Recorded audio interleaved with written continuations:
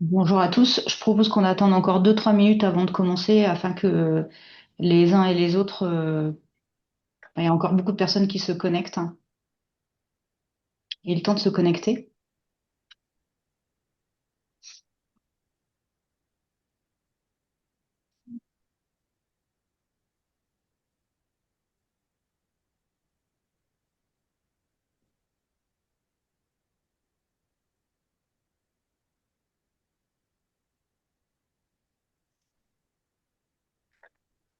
Et notamment, est-ce que Glenn et Jade sont connectés? Je peux les, je peux les relancer. Ok. Euh, ok, elle n'arrive pas à se connecter. Je vais régler ce problème.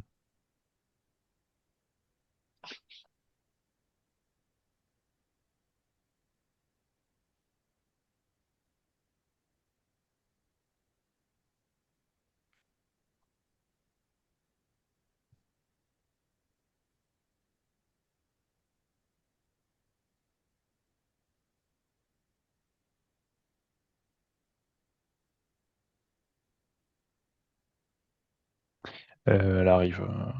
Ok. Bon, on attend encore une, Et 2 minutes Glenn, d'abord. Glenn, je vais voir tout de suite. Ça marche. Donc, à tous, laissez-nous un peu de temps, à la fois pour les uns et les autres arriver et pour que l'ensemble des intervenants soient bien connectés.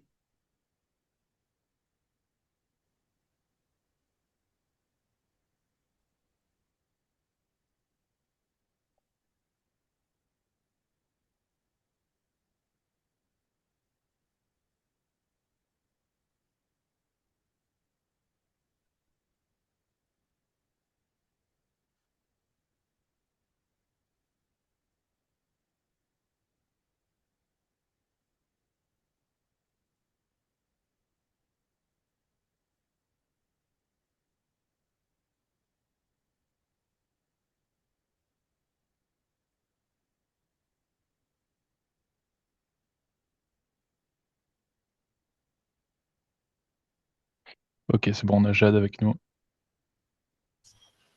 Bonjour. Bonjour, Excusez-moi pour le retard. J'ai des petits pas de problèmes de souci. connexion.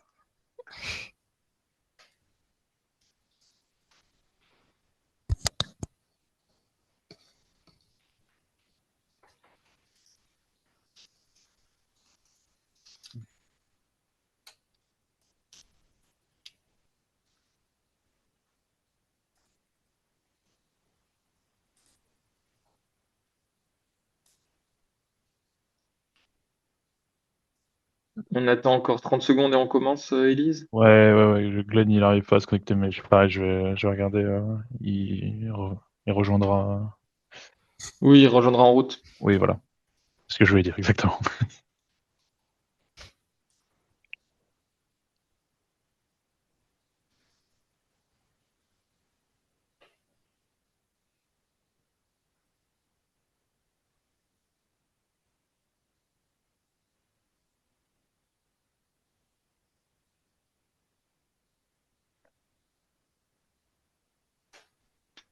Eh ben, allons-y, Élise, je te propose Ça marche. d'y Ok. Alors bonjour à tous. Donc merci de participer à ce webinaire d'information sur l'ANSAE. L'objectif du webinaire, c'est que on profite de vous présenter l'école à plusieurs voix. Donc moi je suis Élise Coudin, je suis la directrice de l'ANSAE Paris, et donc avec moi aujourd'hui il y a Fabien Pérez, le directeur des études, Sylvie de Clinchamp qui est responsable des affaires générales et de la vie étudiante, en anglais dans le texte, Guillaume Hu, responsable des admissions, et puis Ombeline Stoll, qui est responsable de la communication, et quatre étudiants actuels de l'école qui sont des ex-MPI, PC ou MP. Voilà, donc on est là pour que aussi, et l'ensemble, pour que répondre aux questions que vous pouvez vous poser. Tout ça afin de que vous puissiez mûrir votre réflexion sur vos choix d'école. Voilà, bon déjà, félicitations pour être ici aussi. Ça veut dire que les concours se sont bien passés. Alors, l'ENSAE, qu'est-ce que c'est? L'ENSAE, c'est une école d'ingénieurs, mais qui est avec une spécificité particulière, car c'est l'école de référence en statistique, en sciences des données, en économie, en finance et en sciences sociales quantitatives en général. C'est une école qui a maintenant bien 80 ans, qui à la base avait comme mission de préparer les métiers de la statistique et des politiques publiques. C'était l'école d'application de l'INSEE, formait des statisticiens économistes publics. Alors, elle le fait toujours. Après, elle est devenue aussi une école d'application d'école polytechnique. Hein.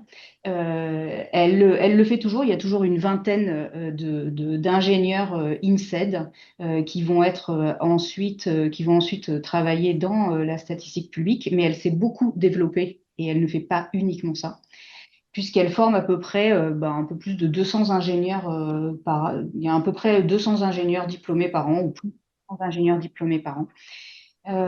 Pour autant, c'est une école qui reste à taille humaine. Là, vous voyez sur les slides tout à fait en bas à gauche, on a 170 dans le cycle ingénieur, 170 élèves en première année, 250 en 2A, 250 à peu près en 3A qui sont effectivement sur site.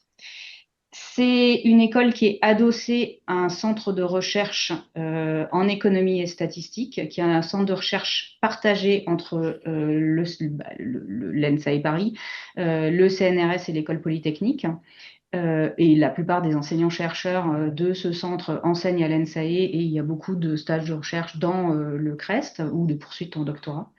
C'est une école qui est fondatrice de l'Institut Polytechnique de Paris au même titre que l'IX, les écoles télécoms, l'ENSTA et les ponts. Et qui donc est située avec ces écoles-là hors les ponts sur le campus de Paris-Saclay. Donc la principale, on va dire l'ADN même de cette école, c'est d'avoir une formation et de développer une formation qui vraiment croise des mathématiques avancées et appliquées aux sciences sociales.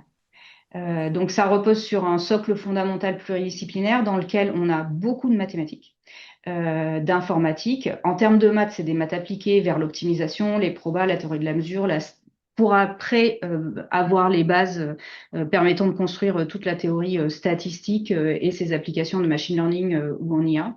Et puis en économétrie, qui est on va dire une branche de la stat orientée vers l'évaluation des politiques publiques et l'identification des causalités. Et tout ça aussi pour avoir finalement des capacités de modélisation qui sont vraiment dans l'approche scientifique que l'on peut avoir et qu'on va appliquer à des problématiques économiques et sociales. Et donc, pour ce faire, on a aussi besoin, au-delà de ces outils mathématiques, d'avoir une bonne connaissance des théories économiques, des théories sociologiques et des enjeux actuels du monde économique et social. Ensuite, les spécialisations de cette école, elles se font dans plusieurs domaines d'expertise, l'économie et la sociologie, mais toujours avec une approche quantitative et de modélisation, l'évaluation des politiques publiques, évidemment la statistique, le machine learning et l'IA, si on va jusque-là, et puis la finance, l'assurance, la gestion des risques. Et puis ensuite, dans notre monde où finalement l'analyse de l'information revêt un caractère essentiel aujourd'hui, et quand je parle d'analyse d'information, j'ai en tête les données, la notion de données. Et ben le diplôme d'ingénieur de l'ENSAE Paris, lui, il est vraiment basé sur on va dire, sur cette maîtrise complète de l'ensemble de la chaîne des valeurs de données, à savoir maîtrise des outils qui vont de la conception des données à leur structuration, à leur modélisation, à leur analyse, à leur traitement, pour modéliser, prévoir, évaluer, interpréter et alimenter ainsi la décision des acteurs, qu'ils soient publics ou privés. Voilà, donc c'est de ça dont on va vous parler. Et je laisse la parole à Fabien Pérez. Merci, merci Élise. Voilà, je suis Fabien Pérez, directeur des études de l'ENSAE, et je suis très heureux de pouvoir vous montrer un peu ce que vous allez faire si vous intégrez l'ENSAE et pourquoi vous devriez venir à l'ENSAE. Ce qu'on veut vous dire déjà à travers cette slide, c'est que pour venir à l'ENSAE, il faut forcément aimer les maths parce qu'effectivement, hein, c'est une de nos spécificités. On a beaucoup de cours de mathématiques à l'ENSAE. Je pense qu'on est l'école d'ingénieurs avec le plus de cours de maths différents, notamment de mathématiques appliquées. que vous allez faire en première année. Donc, on l'a mentionné, théorie de la mesure, optimisation, qualité, statistique. C'est aussi possible de manière optionnelle et facultative d'aller encore plus loin en suivant une L3 magistère de mathématiques avec l'université de Paris-Saclay pour là encore faire encore plus de maths pour ceux qui le souhaitent. Mais surtout, tous les outils de mathématiques vont pouvoir vous rendre à l'aise pour comprendre et appliquer toutes les méthodes de la data science et en particulier maintenant on entend beaucoup parler de machine learning ou encore d'intelligence artificielle et donc tout l'objectif d'approfondir les bases mathématiques et en mathématiques appliquées, c'est de pouvoir être à l'aise pour utiliser ces méthodes-là, les comprendre, innover dans ces méthodes-là et les utiliser, que ce soit dans le public, dans le privé, dans la recherche, etc. C'est bien aussi si vous avez un intérêt pour l'un des domaines d'application de l'ENSAE. Par chance, ils sont multiples. Donc, évidemment, sciences des données, machine learning, intelligence artificielle. Donc, on forme beaucoup de data scientists qui peuvent travailler un peu dans tous les métiers parce qu'on a besoin aujourd'hui, le monde socio-économique a besoin de personnes qui maîtrisent parfaitement toute cette chaîne, qu'a mentionné la directrice autour de la donnée. On a aussi des spécialisations en finance quantitative, en assurance et gestion des risques, en sciences économiques quantitatives et en sociologie quantitative et computationnelle. Quelque chose qui peut vous intéresser aussi chez nous, c'est l'aspect école à taille humaine. Donc, vous avez le choix entre des écoles qui ont des promotions très grandes, immenses, et d'autres écoles qui sont un peu plus petites, comme la nôtre, qui permet une proximité déjà entre les étudiants. On trouve sa place entre étudiants, mais aussi une proximité avec les enseignants-chercheurs et l'administration de l'école. Donc, on est souvent amené à discuter sur les évolutions du programme, sur les évolutions de la vie à l'école aussi, que ce soit dans la vie associative, encore une fois, sportive, mais aussi des réflexions pédagogiques. Un gros plus aussi qu'on a dans notre école, c'est le fait que comme on est une école à taille humaine et que ça nous importe beaucoup, on n'a pas de quota dans les cours électifs et donc dans vos choix d'options, ni dans les voies de spécialisation, ce qui n'est pas le cas dans toutes les écoles. Et donc c'est aussi quelque chose dont on est fier. Avant de laisser la parole aux étudiants sur pourquoi ils sont venus au CMP, je veux juste mentionner donc le fait, enfin vous êtes sûrement au courant qu'à l'ENSAE on ne fait pas très très peu de physique. Euh, mais j'ai deux choses là-dessus pour vous rassurer. Donc déjà, évidemment, tout ce que vous allez faire en mathématiques, ben c'est ça surtout qui vous sera utile dans beaucoup de métiers plus tard, et notamment encore une fois tout ce qui est lié à la donnée. Donc ça ne vous empêche pas d'occuper beaucoup de métiers, et même dans l'industrie, mais que ce soit dans le conseil, dans la recherche, dans les technologies, tous ces aspects mathématiques appliquées, informatiques, etc. Et aussi vous dire que, et peut-être que les étudiants pourront le mentionner aussi, qu'il y a beaucoup de choses qu'on voit en économie et en finance ou en sociologie quantitative à l'ENSAE qui ressemblent à ce qu'on fait en physique, en fait, parce que c'est des modèles, c'est de la modélisation, c'est des équations, en fait, on met en équation le monde et on résout vraiment des modèles qui peuvent ressembler à ce qu'on observe aussi en physique. Et donc là-dessus, vous n'allez pas être dépaysé et en général, les personnes qui viennent du concours commun Minpon sont très à l'aise aussi en économie quantitative, en finance quantitative, en sociologie, en sciences, etc. Et donc ça peut vous être très intéressant. Et je propose aux étudiants de dire un mot sur, s'il y en a qui veulent dire un mot là-dessus, pourquoi eux, à l'époque, pourquoi eux, ils ont classé l'ENSAE dans leurs vœux et s'ils ont toujours la même réflexion aujourd'hui.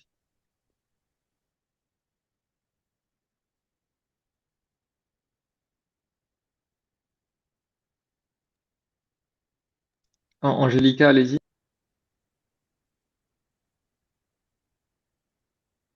Bonjour, donc je m'appelle Angelica Minemingui et je suis une ancienne pardon, étudiante qui était en classe de PC.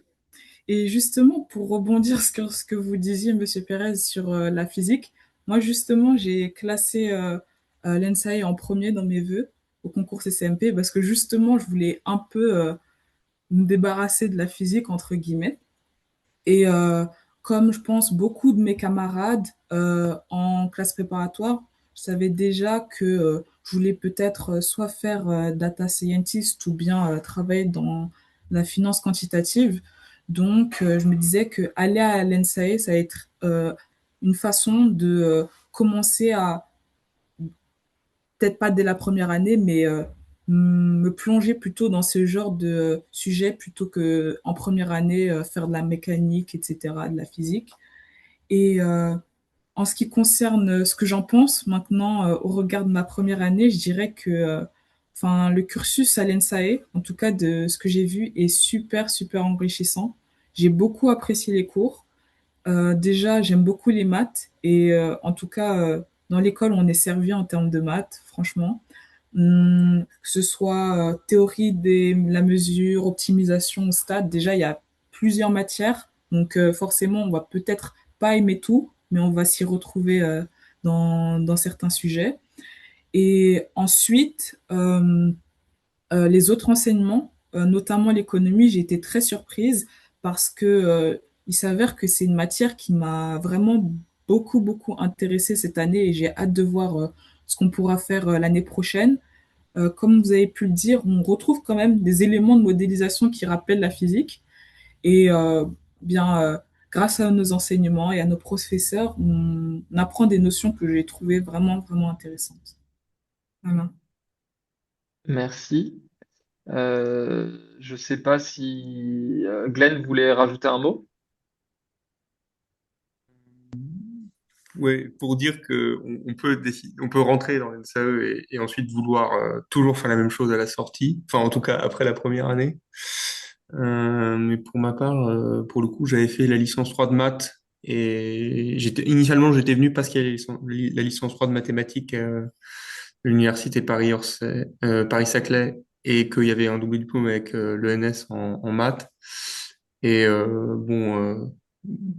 comme a dit Angélica, l'économie c'est assez intéressant, donc au final je bifurque. Voilà, donc si, en tout cas si vous venez de classe préparatoire scientifique, enfin, peut-être que l'économie ça vous plaire plus que prévu entre guillemets. Donc c'est sympa aussi. Voilà.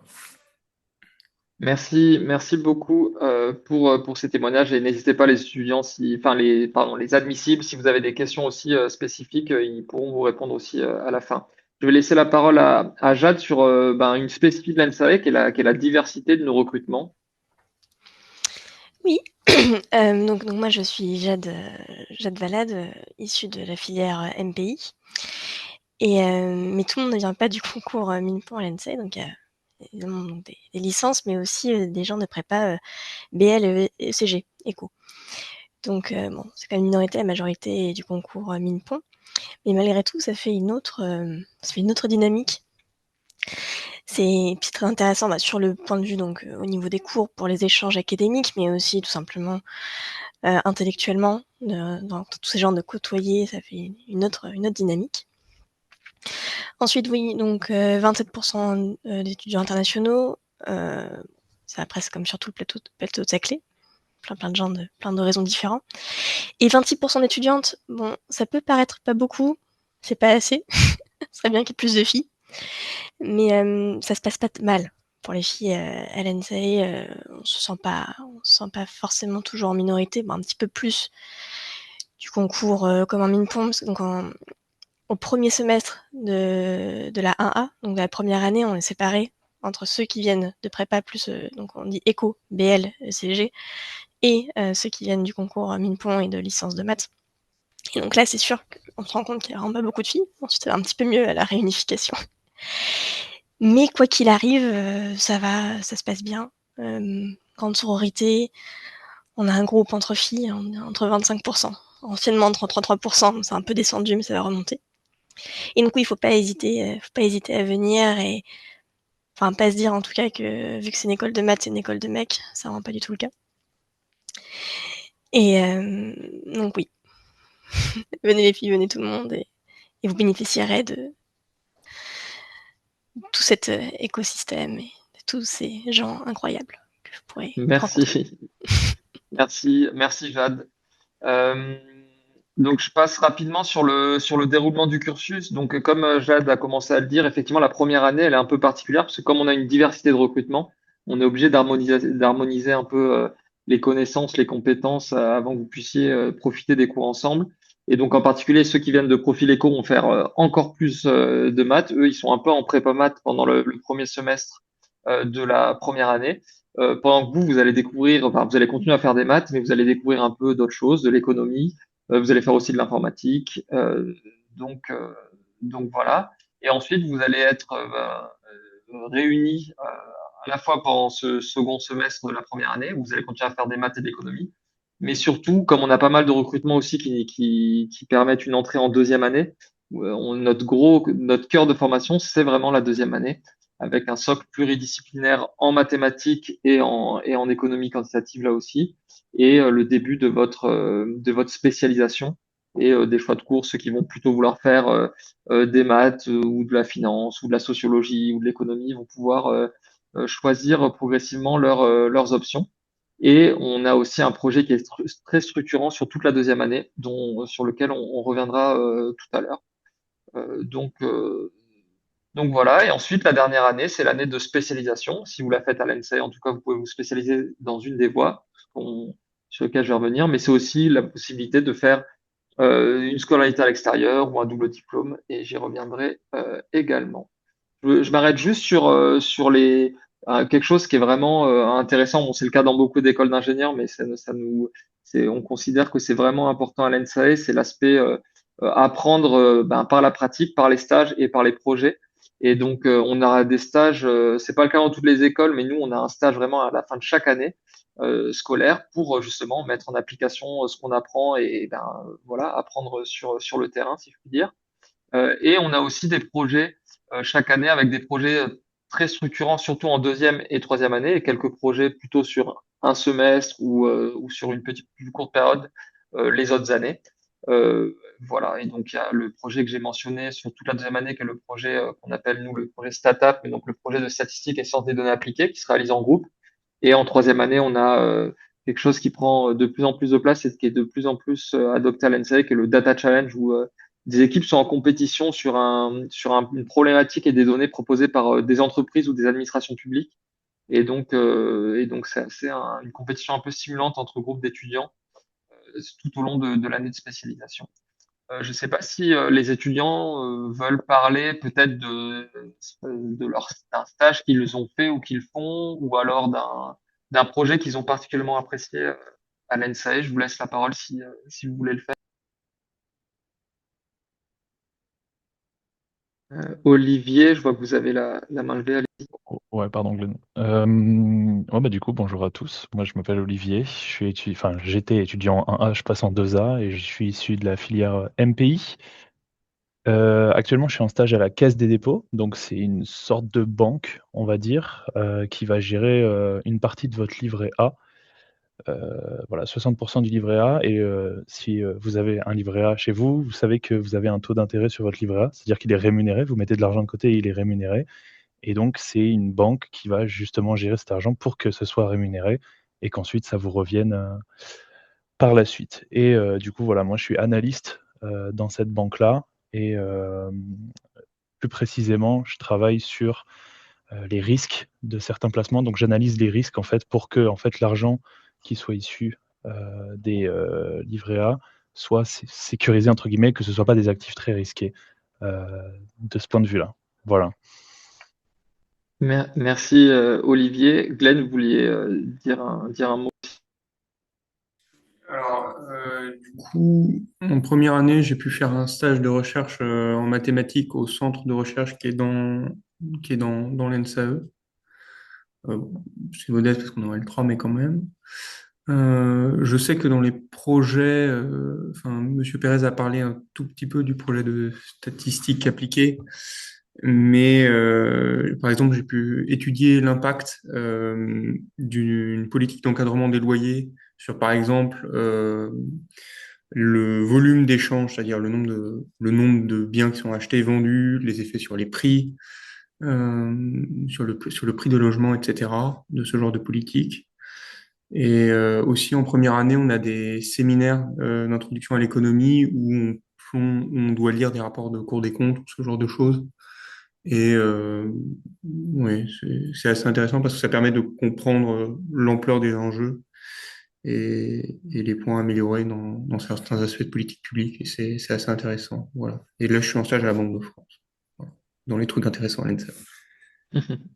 Merci Glenn. Euh, un petit mot sur les voies de spécialisation. Donc, la dernière année, donc si vous faites votre dernière année à l'ENSAE, vous pouvez vous spécialiser donc soit dans des voies plutôt socio-économiques, si je peux dire, donc la voie Social Data Science, où on va utiliser toujours les sciences des données, les méthodes économétriques, de machine learning, etc., à des enjeux sociaux. On a une voie plus macroéconomie, économie publique, économie politique, donc la voie Economic Policy and Dynamics.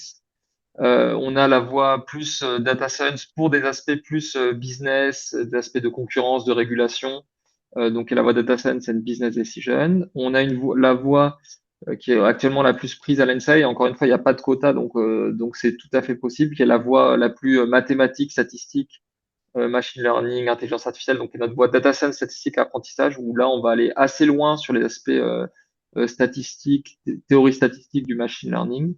On voit finance, risk and data, donc notre voie un peu finance quantitative, mathématiques financières, mais également avec des aspects de données et statistiques. Une voie plutôt sur l'assurance, qui est la voie actuaria, qui permet donc de travailler sur la gestion des risques et l'assurance, et de se voir délivrer le titre d'actuaire, qui est un titre professionnel. Donc on est la seule école d'ingénieurs qui permet de préparer et d'obtenir le titre professionnel d'actuaire, qui est un titre qui peut être nécessaire dans certains métiers liés à l'assurance. Et on a également une voie recherche. C'est la seule voie sélective à l'ENSAE. Donc, on peut faire une thèse, peu importe la voie qu'on réalise à l'ENSAE, à la suite de l'ENSAE.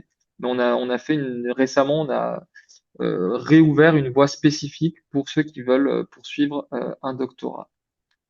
Donc, c'est aussi possible de finir sa formation dans d'autres établissements. Donc, c'est possible de le faire en parallèle de la troisième année de l'ENSAE. On peut suivre des masters de recherche ou des masters en parallèle de l'ENSAE, notamment les masters de l'Institut Polytechnique de Paris.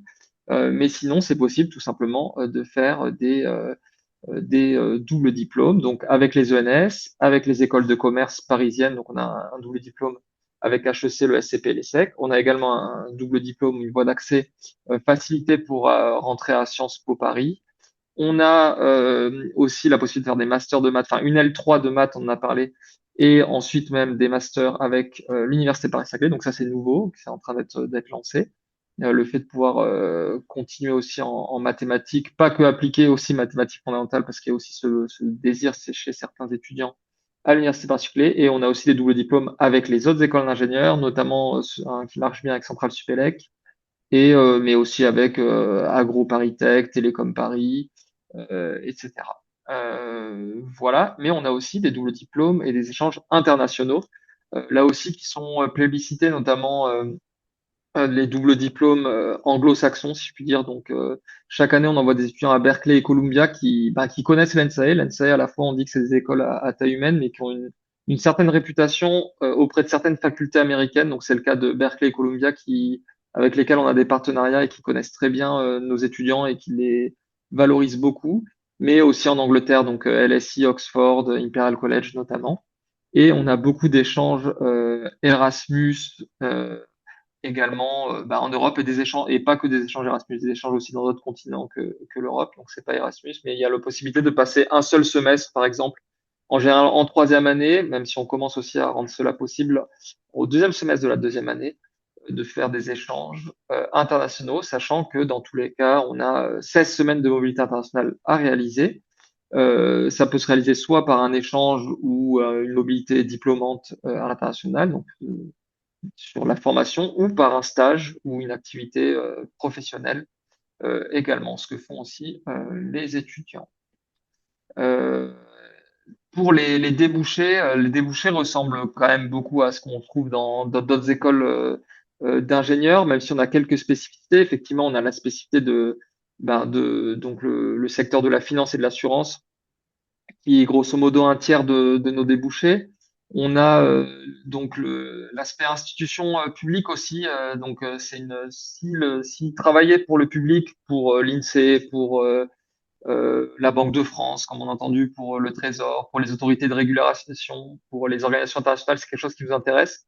Je dirais que ça, c'est vraiment l'ENSA est un plus pour cela, parce qu'on est vraiment ces administrations, institutions publiques, elles aiment beaucoup les ingénieurs NSAE. On est vraiment très valorisé dans ce secteur-là, et donc c'est vraiment un plus. Et sinon, comme dans toute école d'ingénieur, on peut faire de la R&D. On a aussi d'ailleurs environ 15-20% de personnes qui continuent en thèse après l'ENSAE. On peut faire du conseil ou des études économiques après l'ENSAE, donc environ 20% de personnes qui sont dans les métiers du conseil, sachant qu'ils embauchent de plus en plus de data scientists et de data analysts, parce que encore une fois, l'aspect, les données sont de plus en plus présentes et de plus en plus étudiées. Donc on a l'aspect tech, nouvelles technologies, start-up qui emploient de plus en plus, là aussi on est à 15%, mais c'est un nombre qui grossit beaucoup en ce moment. Et évidemment, on a toute la case autre qui est assez grosse avec la possibilité de travailler en biostat, dans l'industrie, dans l'énergie, dans le transport, parce que encore une fois, le point commun de beaucoup de métiers aujourd'hui, c'est qu'on a besoin de maîtriser la donnée, de savoir être data analyst, data scientist, data engineer, tous les métiers autour de la data que vous allez pouvoir apprendre à l'ENSAE. Donc, on est plutôt content parce qu'on a le vent dans le dos, si je puis dire, et on a besoin d'ingénieurs qui maîtrisent la donnée aujourd'hui, et c'est ce qu'on forme aujourd'hui à l'ENSAE, et on s'adapte aussi à cela. Je vais peut-être laisser la parole à Olivier sur l'aspect campus, vie associative, vie sportive. Yes, carrément. Merci beaucoup. Du coup, moi, je suis président du bureau des élèves. Donc voilà, avec beaucoup de gens dans mon asso, on va être responsable de l'intégration et voilà, vous faire découvrir le campus et être responsable du campus aussi. Ça, ce sera pour tout le monde. Mais du coup, là, petite présentation du plateau de Saclay. Normalement, vous y êtes allé pour les oraux, donc vous connaissez un peu. C'est dans le 91 à Palaiseau. Déjà, je pense que c'est une bonne introduction de dire ça. On est dans le quartier de Polytechnique, du coup, avec 3 autres écoles que sont Télécom. Alors il y a Télécom Sud Paris qui est aussi dans les locaux de Télécom Paris. Mais donc voilà, il y a Polytechnique et il y a l'ENSTA Paris. Et donc l'ENSAE, elle se situe au centre du quartier. Donc ça, c'est plutôt pas mal. On a beaucoup d'infrastructures. Alors j'ai pas les chiffres avec moi, mais donc on a des infrastructures en commun, que ce soit les bâtiments, les terrains de sport, les laboratoires aussi, les bibliothèques. Donc on peut aller dans les autres bibliothèques de l'IP Paris, ça c'est plutôt pas mal. Donc ça fait que vous allez toujours avoir une BU à disposition pour travailler si vous voulez. Pareil pour les locaux de sport, etc. C'est un campus quand même assez agréable. Je pense que ça se voit sur la photo, mais on est en plein milieu de la nature. Bon, les bâtiments sont assez modernes, mais voilà, on est à côté de la forêt. Vous pouvez voir les chevaux de Polytechnique, surtout. C'est très sympa. Depuis l'ENSAE, voilà, depuis votre salle de TD, vous pouvez voir les chevaux s'entraîner. Mais c'est un campus quand même assez jeune. Les premières écoles qui s'y sont implantées, c'est Polytechnique et Centrale Supélec dans l'autre quartier. Et donc voilà, après, il y a toutes les écoles qui ont rejoint et on a un campus d'à peu près 60 000 étudiants. Ça fait quand même pas mal de monde. Donc le sport, justement, je parlais des installations sportives. Le sport, c'est obligatoire pour les 1A et 2A. Ça se situe dans l'emploi du temps le lundi après-midi. D'ailleurs, pour l'emploi du temps, si vous avez des questions sur à quoi ressemble une journée type, on pourra y répondre après. Il y a pas mal de sports. Il y en a 21. Je lis les slides. Mais il y en a beaucoup qui sont mutualisés avec les écoles de l'IP Paris, notamment l'ENSTA pour nous, parce que c'est une école qui nous ressemble en termes de volume. Donc on peut faire facilement des groupes avec eux.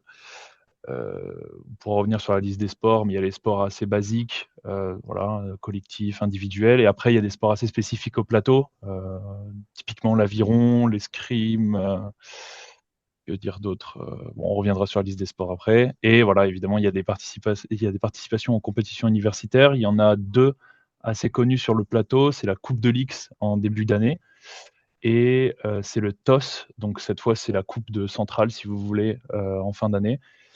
Et ça, c'est 2 gros événements étudiants dans l'année et c'est pas mal de représenter l'école là-dessus. Pour la vie asso, du coup, ça me concerne un peu plus. Voilà, on a peu d'assos par rapport aux autres écoles, mais elles sont bien remplies, si je puis dire. En fait, ce qu'on remarque surtout, c'est le dernier point, c'est le dernier bullet point dans la vie asso, mais c'est des assos à taille humaine, c'est-à-dire qu'on va être 20 ou 30 grands maximum.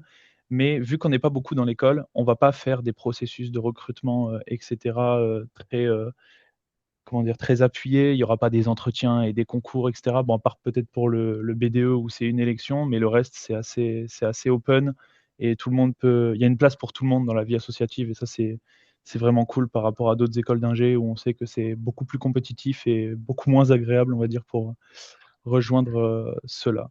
Après, on a des événements forts, mais j'y reviendrai dans le calendrier de l'année. Pour l'asso, ouais, on a le jeudi après-midi. Le jeudi après-midi dédié pour les assos. Et après, généralement, on fait des événements dans la semaine, que ce soit des conférences ou des soirées, justement. Voilà, et la reconnaissance de l'engagement étudiant, pardon, dernier point, Monsieur Pérez. On a ce qu'on appelle une valorisation de l'engagement étudiant, c'est la VEE, c'est vraiment pas mal. Donc en gros, plus vous êtes investi, plus vous allez avoir de points en plus dans votre moyenne.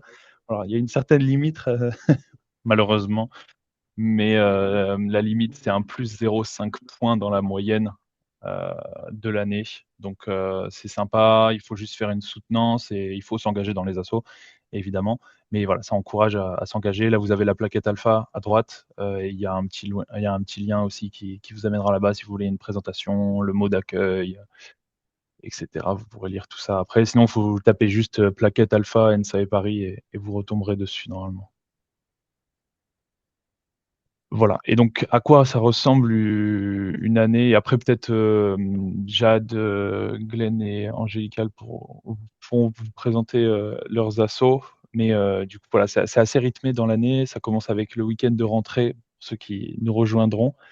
Donc, on y sera pour vous accueillir. Après, il y a le fameux week-end d'intégration. Le forum des assos qui présente toutes les assos, la Coupe de Ligue, j'en ai parlé. Le forum Triumph, c'est pas mal ça pour obtenir des stages. Donc, vous rencontrez les entreprises sur place. Vous avez des voyages. Ensuite, c'est un peu la phase voyage. Donc, le week-end sportif 1, c'est généralement à la montagne. Le week-end culturel, on part dans une ville en Europe. C'est censé être secret, donc je le dis pas. Voilà, un spectacle de Noël. Il y a généralement des soirées entre deux. Le spectacle de Noël, Jade, elle pourra plus en parler si tu veux. Et après, donc voilà, il y a des voyages. Donc, semaine au ski. Le gala, c'est important aussi. C'est vraiment un beau moment, je trouve. Tout le monde est bien habillé, donc c'est cool. J'en ai des métiers pareil. Là, on découvre vraiment le potentiel de l'ENSAE. Donc, vous allez avoir des conférences avec plein de spécialistes dans chaque domaine. Et vous voyez un peu la profondeur des parcours après l'ENSAE. Vous allez avoir des gros spécialistes et des gros noms aussi dans chaque domaine, donc c'est quand même sympa. Et puis après, des petits week-ends. Voilà, week-end sportif 2, c'est surf. Et week-end, alors, week-end de fin d'année. Donc voilà, on fait une petite soirée pour aider tout ça. Voilà, je sais pas si Jade, tu veux revenir sur le spectacle de Noël et spectacle de fin d'année aussi. Oh, très rapidement, mais merci Olivier. Le spectacle de Noël, c'est juste un peu comme une scène ouverte. Enfin, c'est beaucoup de talent à l'ENSEE, mais c'est ça. Ce que je veux dire, c'est tout par rapport. Donc moi, je suis présidente du BDA, Bureau des Arts. Et Bureau des Arts, contrairement à d'autres écoles, c'est un peu un fourre-tout, j'ai envie de dire, à l'ENSEE. C'est-à-dire que même les jeux, même je dirais les jeux vidéo, mais oui, même les jeux de société, les ludothèques, c'est au Bureau des Arts. La fanfare, la chorale est au Bureau des Arts. Enfin, tout est au Bureau des Arts. Parce que d'une année sur l'autre, ça a tendance à beaucoup changer. On n'a pas forcément de constance, des petites promos, donc ça bouge beaucoup. Mais pardon. Mais oui, il y aura plein de choses à faire en tout cas. Merci. Voilà, après, Vous vouliez compléter? Allez-y.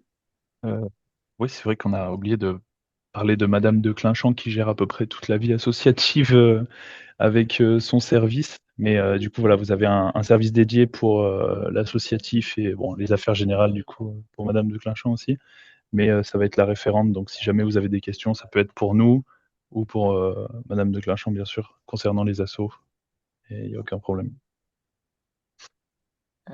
Super, bah merci. Bah, c'est la transition parfaite pour les questions que je commence à voir et je laisserai aussi enfin, je vais distribuer un peu la parole pour y répondre. Donc, effectivement, il y en a qui demandent une journée type ou une semaine type à l'ENSAE. Donc, ben, juste, j'initie, je laisserai les étudiants répondre, mais donc, comme on l'a dit, on a cours, disons, bah, normalement lundi matin, mardi dans la journée, mercredi dans la journée, jeudi matin et vendredi dans la journée, puisque le lundi après-midi, c'est pour le sport et le jeudi après-midi, c'est pour les activités associatives notamment ou pour ceux qui veulent pratiquer des compétitions universitaires.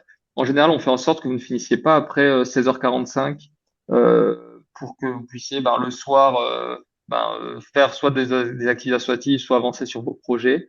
Et donc c'est là qu'il y a du temps dédié aussi pour les projets. Je ne sais pas si vous voulez compléter les étudiants par rapport aux semaines type, aux journées type.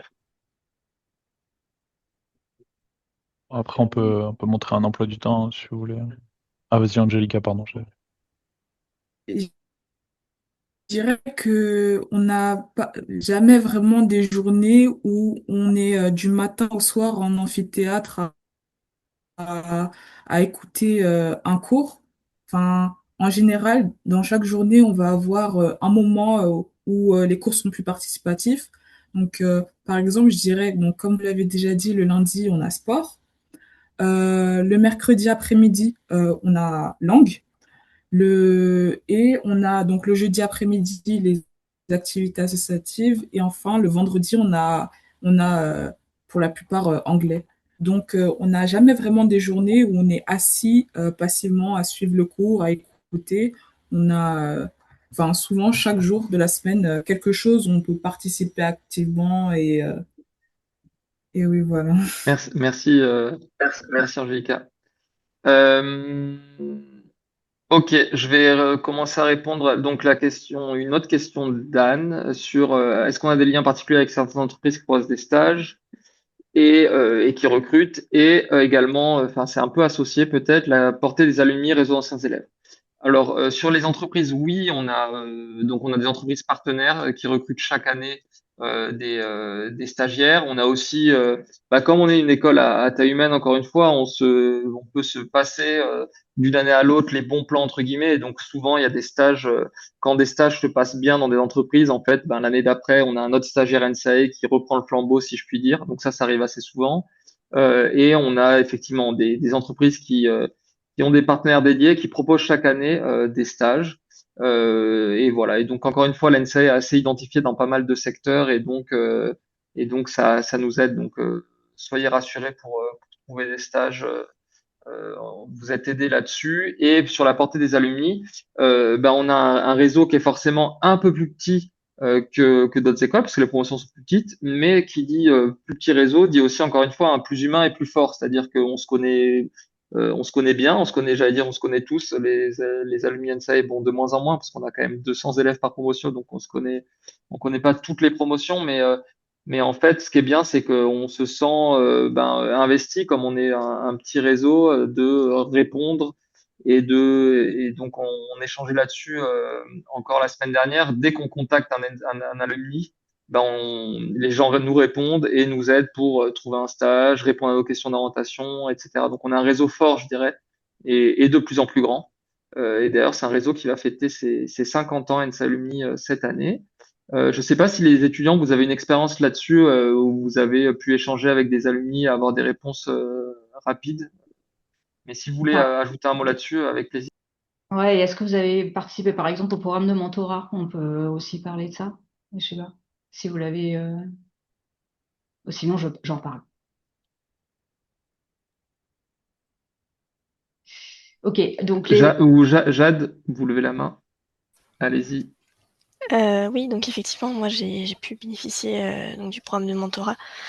Donc ça, c'est directement par l'association des alumni. Donc l'association des alumni qui propose de faire des pairs, un alumni, un élève, en première année, en deuxième année, même peut-être en troisième, pour pouvoir échanger. Donc on fait des petits rendez-vous régulièrement pour parler de nous, de comment on est à l'NCA, qu'est-ce qu'on veut faire ensuite, et pour pouvoir bénéficier de l'expérience du mentor. Donc qu'est-ce que lui il a fait, qu'il est ensuite en double diplôme, quelle mobilité à l'étranger, quel a été son parcours et quels sont des conseils pour l'ENSA spécifiquement et puis juste en tant qu'étudiant en école d'ingénieur. Et sinon, oui, les alumni sont quand même très, très disponibles. Vous pouvez facilement leur envoyer des mails, ils répondent presque tous, ou même sur LinkedIn pour ceux qui sont un peu connectés, réseau LinkedIn. Donc, non, très, très disponible le réseau.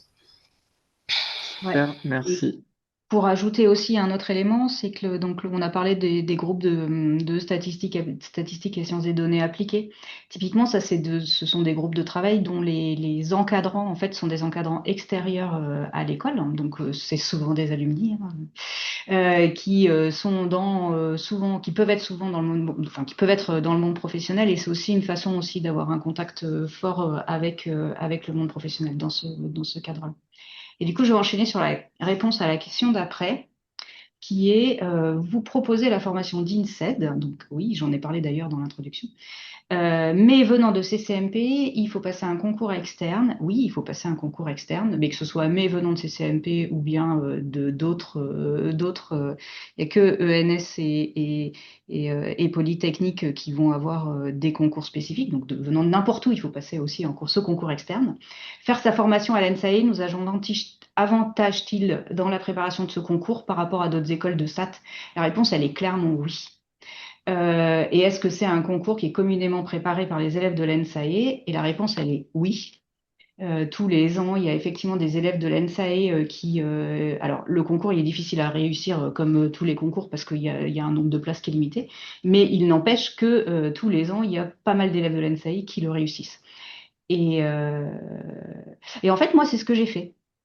Donc, je suis rentrée... moi, je suis une ex-MP. Puis après, j'ai fait ma formation à l'ENSAE. J'ai passé le concours externe pour être INSEAD, et après, j'ai eu la suite de ma carrière. Donc, oui, on peut avoir tout à fait ce parcours-là, et la formation à l'ENSAE, elle prépare particulièrement bien à la fois à ce métier d'INSEAD, puisque finalement, tous les INSEAD doivent avoir fait l'ENSAE, et à la préparation du concours. La portée des Merci. alumni, réseau des anciens élèves. Bon, finalement, Ouais, je on pense. en a parlé. Ouais, on en a parlé. On a répondu ouais, à ces deux questions. Je crois que Guillaume voulait répondre sur le NS-REN, la possibilité pour les gens de l'ENS-REN de venir à l'ENSAE. Alors, non, on n'a pas de, en tout cas, on n'a pas d'accord avec le NRS, avec le NSREN, pardon, de la même manière que nous avons des accords de double diplôme avec les trois autres ENS, Paris-Saclay, Lyon et Ulm, où ça fonctionne sous la forme de formation en 2+2, double diplôme, donc les 2 premières années à l'ENSAE ou chez le partenaire, et ensuite les 2 années suivantes à l'issue desquelles vous obtenez les 2 diplômes. Voilà. Après, donc le NS-REN, on n'a pas de convention, en tout cas pour l'instant. Après, de manière exceptionnelle, si le NS-REN est d'accord et que votre profil nous intéresse particulièrement, il peut y avoir des conventions individuelles. C'est rare, ça peut exister des conventions individuelles de formation qui permettent un double diplôme. Mais effectivement, en tout cas, à l'heure actuelle, on n'a pas de convention avec le NS-REN comme on a avec les autres ENS. Pour les logements, Sylvie, il y a eu plusieurs questions pour les logements. Tu veux dire un mot sur les logements accessibles depuis la... Alors, juste rapidement, bonjour à tous et puis félicitations pour en être là. Voilà, pour les logements, donc l'école n'a pas de logement étudiant, enfin n'a pas de résidence étudiante en propre, mais ôtez-vous cette inquiétude, hein, nous avons conventionné avec différents bailleurs du plateau, que ce soit le Crous, des résidences sociales ou privées, afin de réserver un nombre de logements suffisant normalement pour répondre aux besoins de logement de chaque élève primo-arrivant à l'école. Voilà, et les résidences avec lesquelles nous conventionnons, elles sont toutes en grande proximité de l'école, hein. Je crois que la plus éloignée, ça doit être 10 minutes à pied. Donc, vous voyez, on pourra non seulement vous fournir un logement, mais vous, une fois que vous serez logé, vous pourrez profiter de la vie de l'école pour les cours et même en dehors des cours, puisque vous serez logé très proche. Voilà. Le seul peut-être avertissement, c'est il ne faut pas trop tarder une fois qu'on est admis à l'école pour valider définitivement son inscription à l'école, parce que nous nous occupons de votre logement qu'une fois que vous avez validé toutes les formalités administratives d'inscription, y compris le paiement des frais de scolarité. Voilà. Et puis on va avancer dans le mois à venir. Moins nous aurons de logements disponibles. Voilà. Mais a priori, pas d'inquiétude pour vous sur ce sujet-là. Nous avons réservé des logements pour chacun d'entre vous. Donc, oui, donc la réponse est oui à des possibles logements réservés. Oui, on a des conventions et donc des logements réservés, même si on n'a pas de résidence qui appartiennent à l'ENSAE, on a des logements réservés. Et une dernière Et chose que je voulais dire, c'est qu'on a réservé dans différentes résidences, ce qui fait que, en fonction du niveau de ressources de votre foyer fiscal, on sera en capacité de vous envoyer vers une résidence ou une autre, voilà, pour répondre au mieux à vos besoins financiers. Enfin, voilà, nous adapter à vos besoins financiers. Et les résidences sont proches de l'école. Très proches. Je peux prendre. Ok. Vas-y. Ouais. Tu veux prendre quelle question? Sur, alors, les questions sur les doubles diplômes à l'ENSAE. Donc, c'est chouette de poser des questions comme ça parce qu'on voit que vous êtes intéressé par beaucoup de choses dans les voies de spécialisation, les différentes voies de spécialisation. Et c'est vrai qu'on vous les présente en tant que telles pour montrer un peu l'éventail des possibles. Mais, attention, il n'y a qu'un seul diplôme qu'on prépare, c'est le diplôme d'ingénieur de l'ENSAE. Et voilà. Et que ce soit qu'on soit data scientist, qu'on ait fait de l'assurance, alors effectivement, on pourra avoir un titre d'actuaire en plus, mais qu'on ait le diplôme qui est préparé, véritablement, c'est le diplôme. Il n'y a pas de diplôme différent par voie de spécialisation. C'est ça que je veux dire. Le diplôme, c'est un diplôme d'ingénieur, c'est le diplôme d'ingénieur de l'ENSAE. Et ensuite, finalement, les voies de spécialisation, ben, ça donne une coloration en fait pour la suite et pour notre entrée sur le marché du travail. Mais là, le socle fondamental de compétences qui est commun à l'ensemble des ingénieurs de l'ENSAE, il est acquis quelle que soit la voie de spécialisation. Donc, on ne fait pas de double diplôme en prenant deux voies de spécialisation différentes. Le seul truc qui est un peu particulier, c'est ce titre d'actuaire qui peut être effectivement délivré quand on fait la voie assurance et actuariat, parce que il y a toute une liste de cours véritablement à valider et qui permettent d'avoir ce titre d'actuaire en plus du diplôme d'ingénieur, d'accord? Mais sinon, il y a un seul diplôme à la fin. Et même si on a des colorations différentes qui vont nous orienter dans nos secteurs d'activité, ce qui comptera aussi à la base, c'est qu'on soit diplômé ingénieur de l'ENSAE. Ouais, je veux juste rajouter effectivement, c'est très clair. Je veux juste rajouter un petit mot que pour vous rassurer, sur les voies de spécialisation, ça vous enferme pas totalement. Quand on choisit une voie de spécialisation, ça nous force à choisir, disons, deux, trois cours obligatoires ou semi-obligatoires par semestre. Et ensuite, on a tout un tas d'options, de cours électifs qui nous permettent d'encore plus individualiser notre profil. Et on peut choisir une voie, finance avec que des options de machine learning et de statistiques, ou choisir au contraire une voie de sociaux avec des options en finance ou avec des options d'économie ou avec des options de machine learning. Et pour la voie actuariat, par exemple, on peut choisir la voie actuariat avec des cours de machine learning à côté ou de statistiques pour être actuaire et data scientist. Mais sachant que il faut savoir qu'à l'ENSAE, encore une fois, on a une formation très quantitative et tous les actuaires de l'ENSAE peuvent se considérer comme data scientist ou data analyst.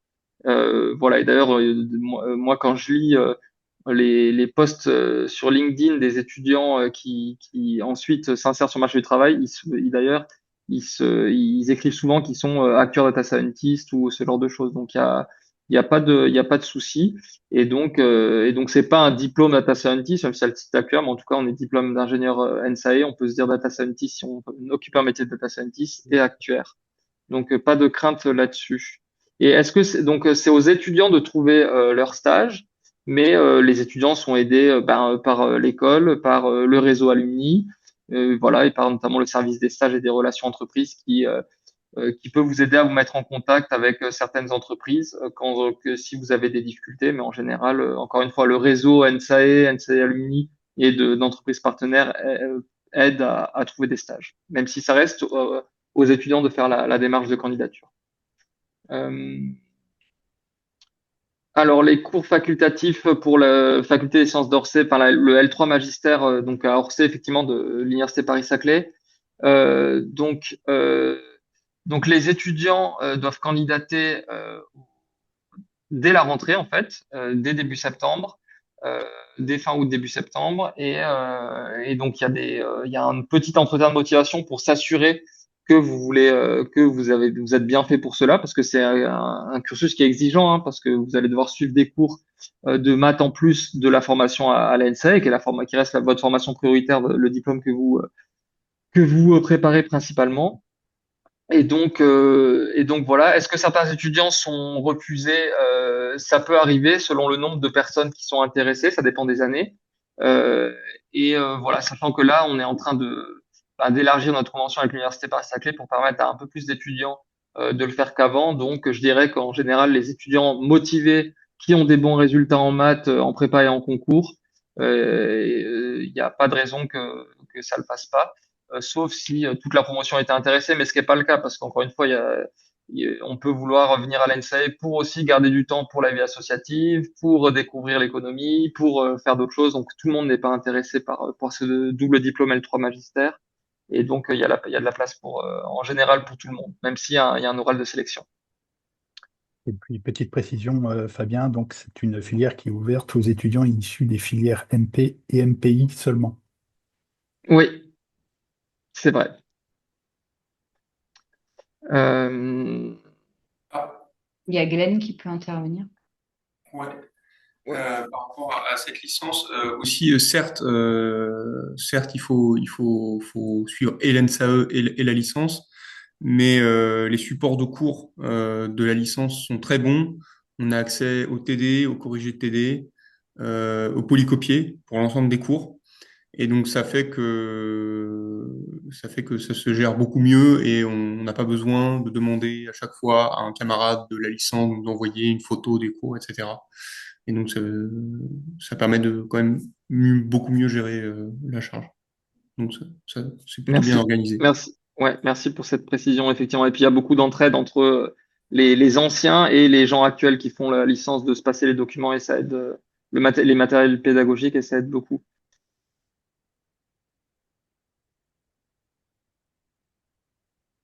Pardon, Non. j'ai coupé, moi j'ai plus mon micro. Combien de place il y a pour les doubles diplômes avec Berkeley et Columbia? Il n'y a pas de quota pour ces doubles diplômes, donc ça dépend des années et de la qualité de votre dossier. Mais comme je le disais, hein, ces deux universités chaque année prennent des étudiants de l'ENSAE. Et donc voilà, si vous avez des bons résultats et une bonne motivation et un bon dossier en général ça marche bien. Et donc voilà, pas de quota à ma connaissance sur ces doubles diplômes. Euh, La question sur la recherche du logement en 2A, 3A, et aussi il y a une autre question qui est sur les frais de scolarité réglés avant la rentrée. Sylvie, tu veux répondre? Alors, sur les frais de scolarité, le paiement en 3 fois est proposé à tous les élèves de l'école. Donc, quand vous optez pour le paiement en 3 fois, vous payez un tiers maintenant là au moment de votre inscription, donc en août, puis ensuite il y a un tiers, je crois, en septembre, et le dernier tiers doit être en novembre. Voilà. Et pour ceux qui sont dans des situations financières encore plus compliquées, il y a la possibilité d'avoir un échelonnement des paiements qui est mis en place avec l'agence comptable. Donc voilà, Et ça les... c'est pour les frais de paiement. Et pour les logements, donc en deuxième et en troisième année, c'est vrai qu'on prend moins en charge votre recherche de logement. Néanmoins, on vous accompagne. Voilà, il y a une plateforme qui s'appelle Studapart qui est dédiée aux élèves de l'ENSAE et voilà, qui vous accompagne pour la recherche du logement en deuxième et en troisième année, sachant que tous les élèves qui seront logés dans des résidences autres que celles du Crous auront la possibilité de continuer à loger dans la résidence où ils auront été admis là à la rentrée en septembre. Il y a juste pour les résidences du Crous, pour ceux d'entre vous qui seront logés en résidence du Crous, où il y a un bail de 1 an qui est non renouvelable. Pour tous les autres, vous aurez la possibilité de prolonger vos bail. Voilà. Merci. Je vais répondre sur la LV3 optionnelle. Donc déjà, ma première réponse, c'est que c'est possible de commencer à zéro une langue à l'ENSAE et donc d'avoir une toute nouvelle LV2. Donc on propose pas mal de langues à l'ENSAE.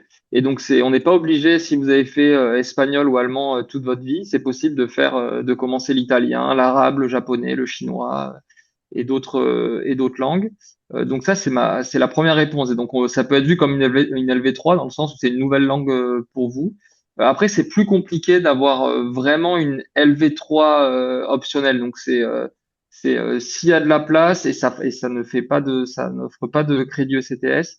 Et avec les emplois du temps, c'est vrai que c'est plus compliqué. Mais en fait, en général, ce qu'on remarque, c'est que cette possibilité de choisir une toute nouvelle langue en grand débutant, si je puis dire, en fait, suffit à rassurer les étudiants qui veulent faire une nouvelle langue. Et c'est par ce canal-là que ça passe en général, plutôt qu'une vraie LV3 et de devoir suivre 3 cours de langue chaque semaine. Donc c'est ça que je répondrais. Mais dans des cas vraiment rares, s'il y a une possibilité, Ça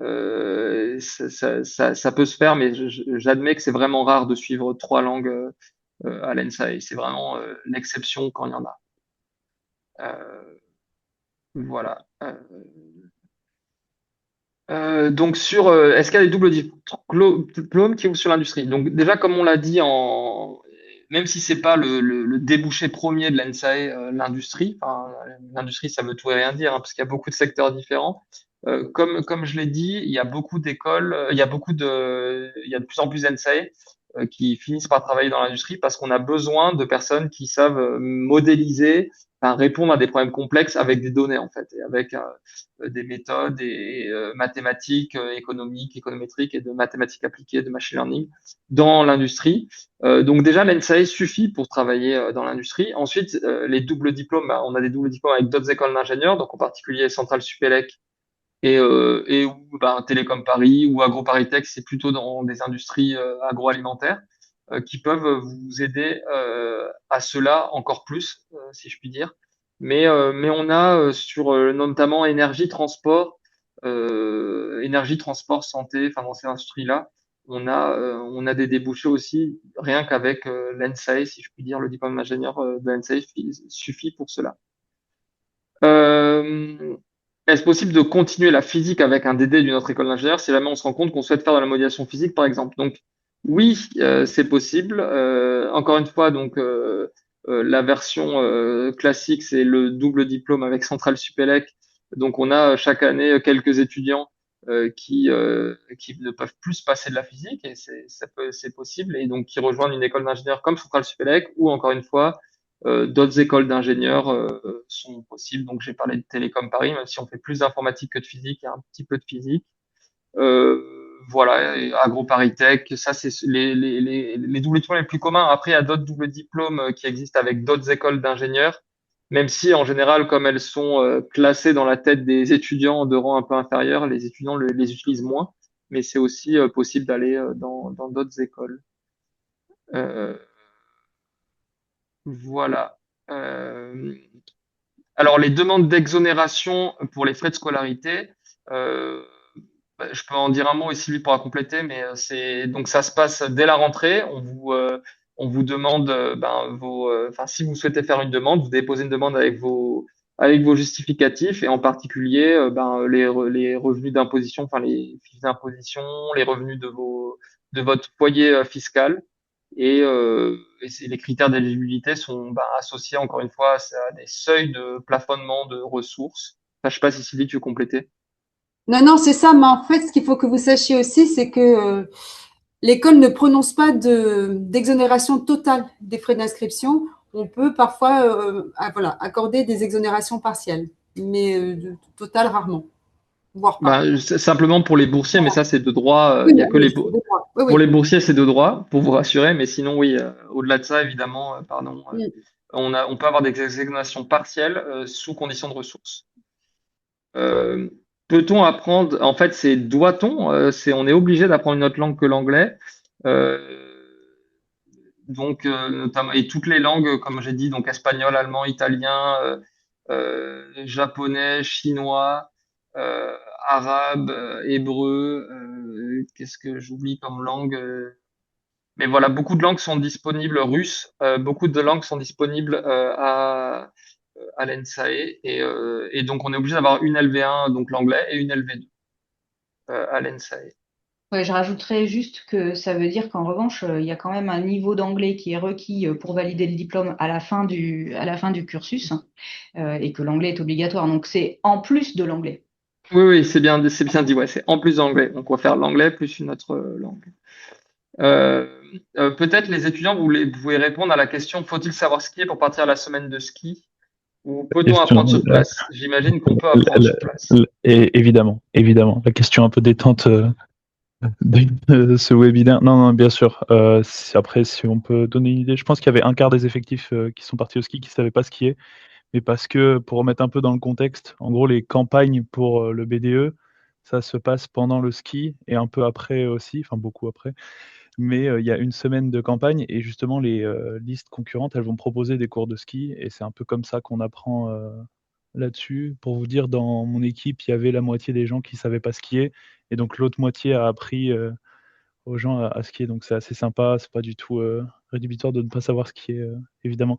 Je vois aussi il y a beaucoup de questions sur les doubles diplômes. Bon, après, c'est beaucoup de questions pour la scolarité aussi, mais peut-être pour les élèves, c'est sympa d'avoir un retour de notre part. En fait, si vous voulez, les doubles diplômes, il faut réfléchir dans un sens, mais faire un double diplôme d'une école généraliste vers l'ENSAE, c'est peut-être moins intéressant que faire l'ENSAE et ensuite aller dans un autre double diplôme. Parce que vous allez faire une formation généraliste, allez, je ne vais pas les nommer, mais bon, dans des écoles qui vont faire beaucoup de matières, donc des introductions à beaucoup de matières, et ensuite vous allez aller à l'ENSAE où ce sera une formation statistique, alors que dans l'autre sens, c'est vous êtes à l'ENSAE, vous faites une formation statistique, et ensuite vous pouvez l'appliquer à un domaine. Finalement, vous allez aller dans une autre école qui va vous faire découvrir un domaine parce que ce sera du niveau 2A, 3A, et finalement vous allez en apprendre beaucoup plus. Du coup, si vous cherchez des doubles diplômes, c'est peut-être plus intéressant dans ce sens-là. Mais bon, voilà, après, c'est peut-être juste mon avis là-dessus. Mais il y a beaucoup d'opportunités à l'ENSAE en double diplôme et même la licence magistère de maths, c'est super intéressant. Et oui, sinon, on peut apprendre à skier au voyage au ski. Merci, merci Olivier. Juste apporter Euh, une précision, Fabien. oui, Sur les événements associatifs, tels que le week-end d'intégration, le week-end culturel, les week-ends sportifs et même, je dirais, les sorties au théâtre, la semaine de ski, l'école a mis en place il y a quelques années un fonds de solidarité. Ce fonds de solidarité, il permet aux élèves qui sont dans des difficultés financières, boursiers, voilà, d'adapter le paiement de ces événements, voilà, aux ressources de chaque élève. Le but étant que la majorité d'entre vous puissent participer à ces événements et que l'engagement financier ne soit pas un frein à votre participation.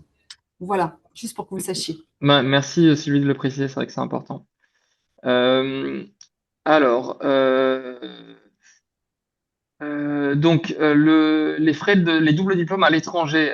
Donc malheureusement, les diplômes à l'étranger, en particulier dans le monde anglo-saxon, effectivement, les frais de scolarité existent, sont assez élevés et ne sont pas. Il faut les payer. Nous, on est en train d'essayer de mettre en place des partenariats pour en vrai certains frais de dossier en fait, parce que bon, ils essayent, certaines universités essayent de trouver de l'argent de plein de manières à l'étranger. On essaie d'avoir des petites réductions dans ce sens-là en ce moment. Voilà, on fait en sorte que vous puissiez bénéficier de certaines choses, mais on ne pourra pas vous empêcher enfin, vous enlever le fait malheureusement, de payer les frais de scolarité dans ces universités étrangères. Pour accéder à l'ENSAE en double diplôme à partir d'une des écoles partenaires, quel est environ le nombre de places allouées? En général, il n'y a pas de quota, si ce n'est donc avec Centrale Supélec, donc de Centrale Supélec vers l'ENSAE ou de l'ENSAE vers Centrale Supélec, il y a 5 places. Donc voilà, donc c'est pas par exemple, on a refusé cette année des élèves de Centrale Supélec qui voulaient venir à l'ENSAE. Et, euh, et inversement, il y a aussi des élèves de l'ENSAE qui sont refusés à Centrale Supélec. Et ça rejoint une autre question sur qu'est-ce qui est important pour les doubles diplômes.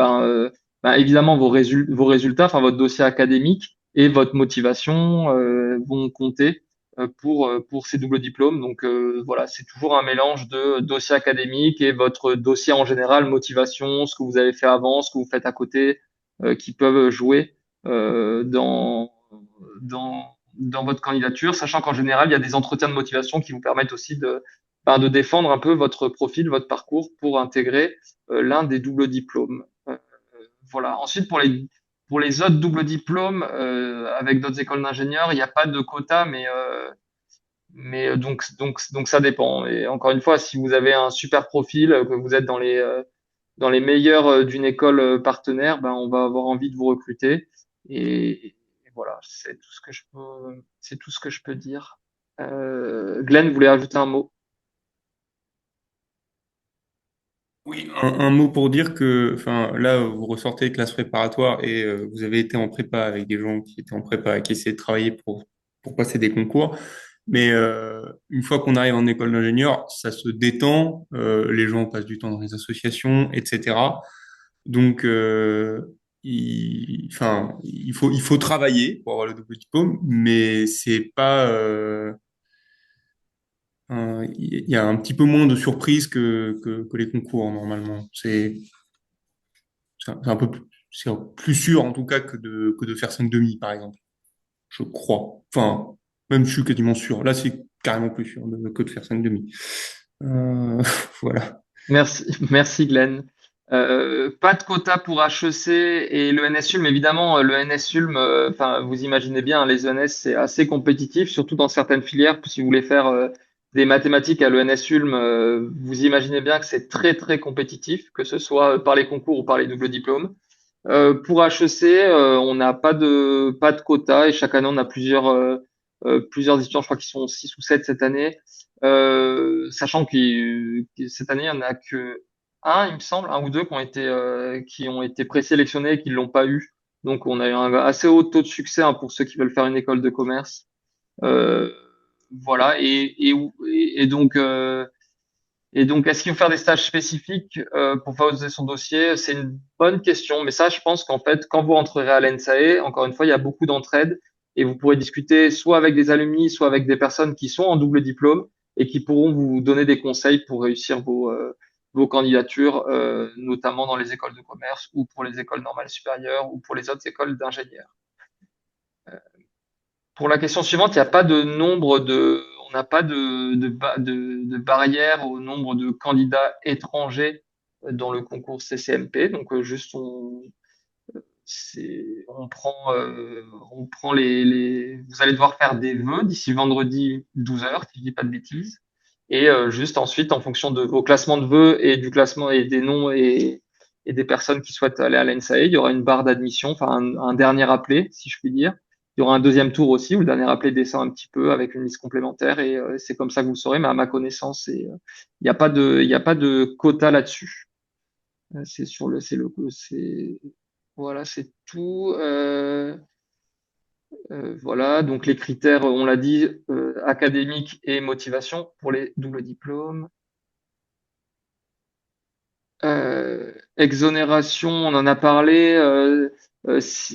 Pour les étudiants extra-communautaires, dans le cas où on a une bourse d'excellence d'un gouvernement étranger, ben voilà, enfin, encore une fois, c'est des pièces justificatives en plus, et ensuite votre dossier est étudié par le pôle de la vie étudiante et des affaires générales et voilà, qui rend sa décision. Enfin, c'est la directrice qui rend sa décision, mais voilà. Sylvie, tu veux rajouter un mot là-dessus? Non, non, vous nous fournissez tous les documents, on instruit les dossiers et on se réunit en commission d'exonération et de bourse secrétaire sociale de jeunesse. Enfin, ça vous concerne pas. Et voilà, et on voit si on accorde ou pas l'exonération. Mais je le rappelle, hein, cette exonération, elle sera partielle, elle sera jamais totale. Et pour les étudiants qui viennent de l'étranger extra-communautaire, voilà, juste une petite alerte, hein, la vie en France, c'est cher. Enfin voilà, il y a les logements. Je pense que vous savez, en tant qu'élève peut-être extra-communautaire en France, vous n'aurez plus le droit aux APL, etc. Donc, il faut vraiment quand même tenir compte du coût de la scolarité et des études en France. Voilà. Ça, je pense que c'est important. Olivier, vous vouliez compléter? Oui, pardon, j'avais répondu à une question à l'écrit, mais je sais pas si ma réponse était très claire. Du coup, je vais peut-être le faire. Donc, c'est une question sur le rattraper le retard par rapport aux élèves en ECG et en BL sur les matières économiques. Bah, en fait, c'est ce que j'ai dit dans ma réponse, mais on va voir, surtout en micro et en macro, une économie qui est très mathématisée dans les cours. Enfin, ça va être, on va s'appuyer sur les mathématiques. Et de ce fait, les ECG et les BL redécouvrent un peu ça. Ils connaissaient les concepts, mais redécouvrent un peu cette manière-là de voir l'économie au même rythme que nous. Donc, c'est pas trop un frein. Après, on va avoir des matières du type histoire de l'économie, etc. Mais voilà, comme j'ai dit, c'est assez ouvert, facile d'accès. Les professeurs sont assez patients avec nous qui découvrons cette matière en L3, donc il n'y a pas de souci à se faire là-dessus. C'est vraiment très abordable pour des gens qui viennent de MP. Sachant qu'on a déjà fait de la programmation, on a déjà fait des maths. Je ne sais plus si Monsieur Pérez l'avait dit, mais en tout cas, oui, on l'avait dit que ça ressemblait, en fait, les modèles de modélisation physique, ça se ressemble, en fait, avec les modèles d'économie, enfin, en tout cas, tout le process quand on modélise une situation. Donc, on n'est pas perdu, loin de là. Et c'est juste qu'on découvre une nouvelle matière, donc voilà. Glenn, vous voulez Vas-y, ajouter un Glenn. mot? Et par ailleurs, enfin, il y a l'économie plutôt mathématisée qu'on fait à l'ENSAE, et par ailleurs, si vous êtes intéressé aussi par l'économie entre guillemets mise de façon plus littéraire, De toute façon, vous allez avoir des camarades issus de BL et vous pouvez leur demander leur cours. Moi, j'ai récupéré le drive d'une amie où j'ai l'intégrale de son cours d'économie et de sociologie. Donc, à partir de là, enfin, on peut relire un tas de choses et c'est aussi intéressant. C'est aussi sympa d'avoir des BL pour ça. Enfin, voilà, d'avoir tout le Mer- monde en fait. Merci. Euh, Combien de places pour le DEAC Sciences Po? Donc Sciences Po fait partie des doubles diplômes, en tout cas, ou des voies d'accès. Il y a des voies d'accès à Sciences Po privilégiées pour les NSAE, sans quota là aussi.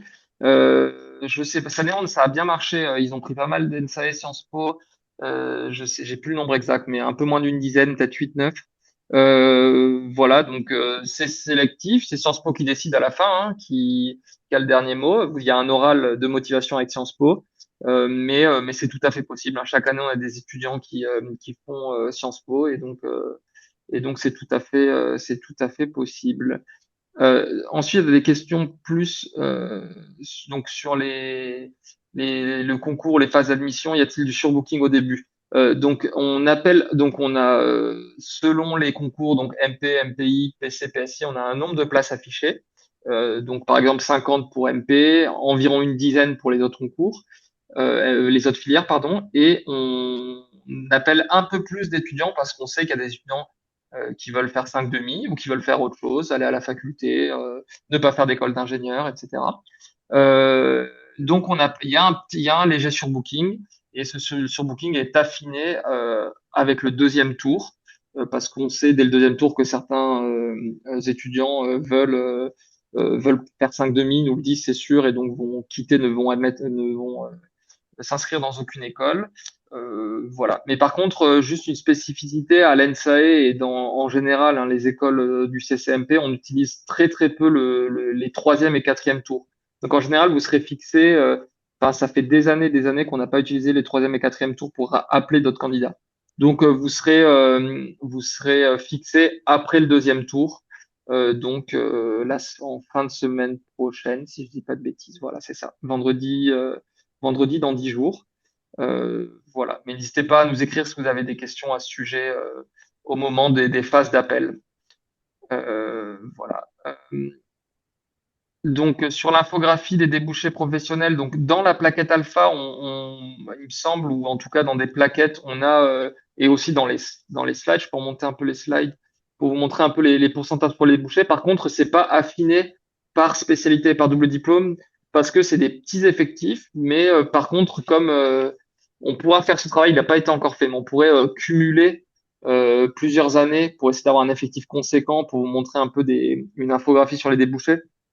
Après, il faut savoir que ça bouge beaucoup ces débouchés, hein. Vous devez vous rendre compte qu'il y a un peu certaines transformations aujourd'hui, hein, notamment avec l'intelligence artificielle, le machine learning qui occupe beaucoup de place dans les métiers ingénieurs et des NSAE.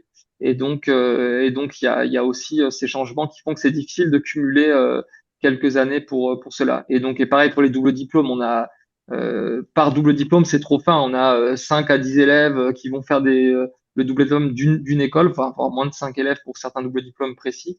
Et donc, on ne peut pas, ce serait pas représentatif, et vous allez bien l'apprendre à l'ENSAE, que de faire des statistiques sur des si petits échantillons. Euh, voilà, je sais pas si on... Pour compléter sur ce sujet, il y a un point, là, c'est pas sur les débouchés et quelle voie de spécialisation amène vers quel débouché, mais même entre voie d'entrée à l'ENSAE et ensuite spécialisation. On a en revanche fait pas mal d'études pour savoir si, puisqu'on a quand même une grande diversité de voies d'entrée dans l'école, bah, si typiquement, selon les voies d'entrée dans l'école, on se retrouvait plus à faire de la sociologie quantitative pour quelqu'un qui en avait fait avant de rentrer dans l'école, ou plus faire, je sais pas moi, de la stat ou de l'apprentissage statistique hyper théorique pour ceux qui étaient plus avec une approche enfin, qui étaient rentrés avec un background de maths, hein, très fort. Et ce qui est intéressant, et alors c'est aussi lié au fait qu'il n'y a pas de quota dans les voies de spécialisation, c'est que, alors évidemment, il y a des surreprésentations, mais ça c'est normal, c'est les goûts des gens. Enfin voilà, donc parmi les voies de spécialisation plus orientées économie et socio-quantitative, on va avoir des personnes on a une surreprésentation des personnes qui sont arrivées par les voies économie. Et puis parmi les voies de spécialisation plus orientées vers les mathématiques appliquées approfondies, des personnes qui sont rentrées avec un background plutôt matheux. Mais on a aussi des croisements, et les croisements sont quand même assez forts, hein. Ça, c'est vraiment intéressant de voir que finalement, au cours de la formation à l'ENSAE, indépendamment du cursus d'entrée, eh bien, toutes les voies sont effectivement accessibles, et ce qui oriente finalement le choix, c'est le goût de l'étudiant et le projet professionnel de l'étudiant. Et on a vu aussi, ça c'est un exemple que Fabien donne aussi, des diplômés de l'ENSAE qui arrivent venant plutôt d'un parcours éco avant de rentrer dans l'école, qui vont continuer en thèse de maths Mhm. et vice-versa. Voilà. Et donc Pierre-Louis Latteur, donc oui, l'an dernier, ils ont été appelés en tout cas au second tour et pas au troisième ou quatrième appel. Voilà, pour préciser ça, parce que je voyais qu'il y avait cette question. Et sinon, je crois qu'on est à peu près au bout des questions. Pas d'inquiétude sur le sport, hein. On peut être novice, commencer un sport. La notation, elle est surtout sur la participation, sur la progression, plus que sur le niveau en tant que tel. Donc il n'y a pas si on est motivé, assidu et qu'on participe et qu'on progresse, on a des bonnes notes en sport, même si on est novice. Faut pas s'inquiéter là-dessus. Voilà. Euh, et voilà. Et sinon, je pense qu'on a fait le tour, et oui, je crois qu'on a fait le tour des questions. Sauf s'il y a d'autres questions qui se rajoutent. Et voilà, s'il y a d'autres questions qui vous viennent, on a donc la boîte admission@nsae.fr qui existe. Et voilà, et le webinaire est enregistré. Je sais pas, Ombline, s'il est mis à disposition quelque part, parce qu'on a une question qui est: est-ce que le webinaire est rediffusé? Mais je sais pas. On peut mettre sur la chaîne YouTube NSAI Paris. Parfait. Ok. Très bien. Merci à tous. On espère qu'avec ça, vous allez bien mûrir votre réflexion. Ouais. Merci, merci tout le monde. Bon courage pour vos choix, et surtout reposez-vous bien après ces années éprouvantes et ces concours. Passez de bonnes vacances, prenez soin de vous, et on espère vous voir à la rentrée. On a hâte de vous voir même. À bientôt. À bientôt, au revoir. Au revoir. Merci. Au revoir.